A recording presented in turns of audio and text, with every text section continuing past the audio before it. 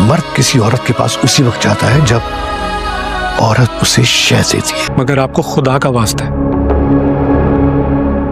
पीजान की सिचुएशन ऐसी नहीं है कि आपकी नफरत को बार बार बर्दाश्त कर सके। आपके बेटे को किसी और की शह है। मैं जानता हूँ कि तुम अब भी मुझसे मोहब्बत करती हो। तुम झूठ बोल रही हो और तुम जानती हो कि मैं अब भी तुमसे मोहब्बत कर दूं। इतनी जल्दी भूल गए तुम इसका माजी?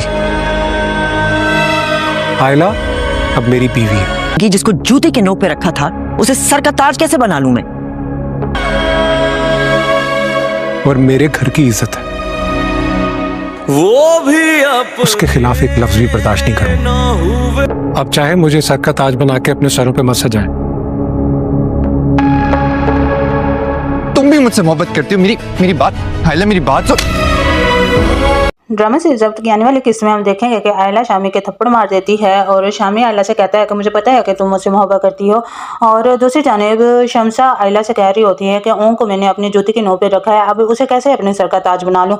तो ओं ये सब बातें सुन लेता है और ओं अपनी मुमानी के आगे हाथ जोड़ता है कि आप भले चाहे मुझे सर का ताज ना बनाए, जूते के नोक पे ही रखें, लेकिन ये हॉस्पिटल है जहाँ पे ऐसी बातें ना करें। पहले ही बीजान आपकी ये सब बातें सुन के, अपनी नफरत सुन के इस हाल को पहुँच गई हैं और खुदा के लिए उसके हाल पे रहम करें और जो भी गिले शिकवे हैं आप घर जाके कर लीजिएगा। जबकि शमसा उनकी ये सब बातें सुन के शर्मिंदा हो रही होती है। जब शामी और आयला को भी दुख हो रहा होता है कि उसकी माँ ये सब बातें करके उससे भी हर्ट कर रही होती है। जब आयला का ताया उसे बातें सुना रहा होता है तो उन उसकी साइड पे बोलता है और उसे कहता है कि ये मेरे घर की इज्जत है, आपको कोई हक नहीं इसके बारे में ऐसे बात करने का।